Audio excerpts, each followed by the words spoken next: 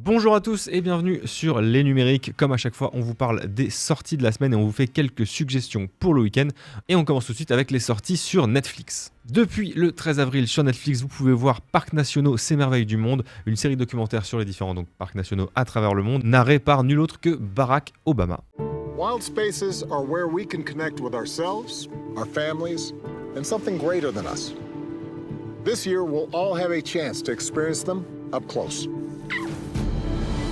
Le 15 avril, vous avez la série Anatomie d'un scandale qui sort. C'est une histoire de scandale sexuel en pleine haute société britannique. Ça ne signifie rien.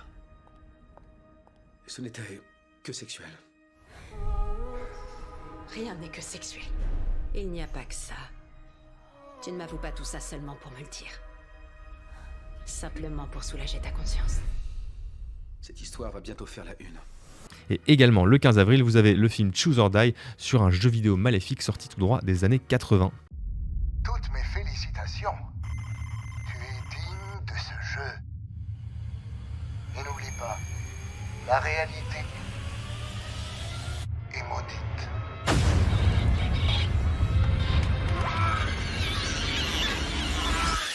Sur Disney+, depuis le 13 avril, vous avez la série L'Âge de glace, les aventures de Scrat, qui est une série de courts-métrages centrée sur l'écureuil de l'Âge de glace, vous le connaissez bien. Également le 13 avril, vous avez une série que vous pouviez retrouver avant sur Netflix, qui désormais est sur Disney+, ça s'appelle The Killing, et vous avez les saisons de 1 à 4 qui sont disponibles. Toujours le 13 avril, vous avez la série française HPI avec Audrey Fleurot, qui avait auparavant été diffusée par TF1. Et le 15 avril, vous pourrez revoir les aventures d'Anna et Elsa dans le second volet de La Reine des Neiges. Sur Prime Video, également le 15 avril, on a une série assez intrigante qui s'appelle Outer Range, c'est une espèce de western mélangé avec des phénomènes paranormaux avec Josh Brolin.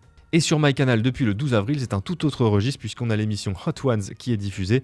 C'est une émission présentée par Ken Kojandi où il reçoit des invités avec qui il doit discuter tout en mangeant des sauces piquantes de plus en plus piquantes. C'est en vente, ça. En vente libre. À quel moment on vend ça? C'est les urgences. Réponds. 1 million de Covid. Ça brûle, là!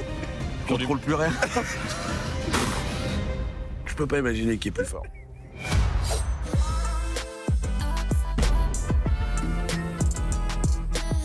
On enchaîne comme toujours avec les suggestions du week-end, vous le savez, 3 programmes, en l'occurrence aujourd'hui ça sera un dessin animé, un film et un petit documentaire. Sur Disney+, nous vous conseillons de jeter un œil à La Bande à Picsou. Vous le savez, c'est cette relecture de la série animée de la fin des années 80, mais remise au goût du jour, notamment en ce qui concerne l'animation. Un dessin animé diffusé entre 2017 et 2020 et qui compte 69 épisodes de 22 minutes répartis en 3 saisons. Le synopsis est toujours le même, après avoir renoué avec ses neveux et petits-neveux, Balthazar Picsou les embarque pour une série d'aventures à travers le monde. Le dessin animé fait la synthèse entre plusieurs périodes de l'histoire du canard le plus riche du monde. Il y a bien sûr les personnages inventés par Karl Barks à l'origine du personnage. Il y a aussi ceux inventés par Don Rosa dans les années 90, ceux qui étaient dans la série originelle La Bande à Picsou, donc de la fin des années 80 comme Flag Ada Jones ou Zaza par exemple, et également ceux créés par plusieurs auteurs un peu plus mineurs de l'histoire du canard au travers des années. Et on ajoute à ça des personnages de l'univers Disney comme Tic et Tac ou encore Dingo. Le tout est servi par un impressionnant casting vocal en version originale, avec par exemple l'acteur David Tennant qui incarne Balthazar Picsou lui-même. On a également Danny Pudi qu'on avait vu en Abed dans Community et qui ici incarne, que je me trompe pas, Riri, et d'autres comédiens renommés outre-Atlantique comme Jim Rash qu'on a également vu dans Community, comme Alison Janney, comme Martin Freeman, comme Michael Chiklis, Giancarlo Esposito ou encore Catherine Tate. Donc un très très beau casting pour ce dessin animé. Une vraie sucrerie comme on les aime à regarder en famille ou pas si vous êtes nostalgique du dessin animé d'origine, d'autant que l'animation a vraiment été retravaillée et qu'elle est vraiment impeccable. Ah, et j'ajoute que le générique est toujours là même s'il a été réinterprété. Et donc tout ça c'est à voir sur Disney+.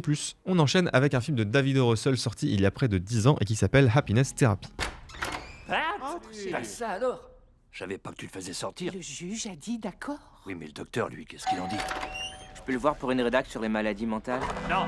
Un film qui a été un peu oublié malgré son caractère extrêmement attachant et de multiples récompenses. On y suit l'histoire de Pat, un prof d'histoire tout récemment sorti de l'asile pour soigner sa bipolarité et sa dépression et qui se voit contraint de venir vivre chez ses parents. Il est déterminé à reprendre sa vie en main et à reconquérir sa femme qu'il avait surpris en plein adultère et en agressant l'amant au passage. Il va faire la connaissance de Tiffany, une jeune veuve elle aussi instable à la suite donc du décès de son mari et de son récent licenciement.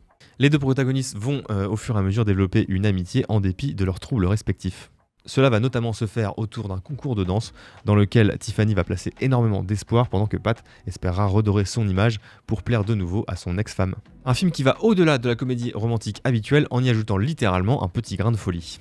Les deux personnages principaux sont extrêmement attachants et il est vraiment agréable de les voir évoluer au fur et à mesure du film et par certains aspects ils guérissent au contact l'un de l'autre.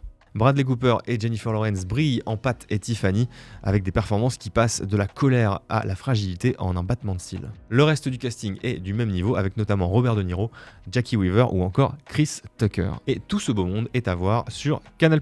On termine avec un sujet très délicat à aborder puisqu'on va parler de Des vies sans toi, un court-métrage documentaire disponible sur Netflix. How did you end up homeless? Well, that's a long story. I lost my job and the person I was staying with, I couldn't pay my rent. I came out as transgender my senior year in college, and I lost all of my family support.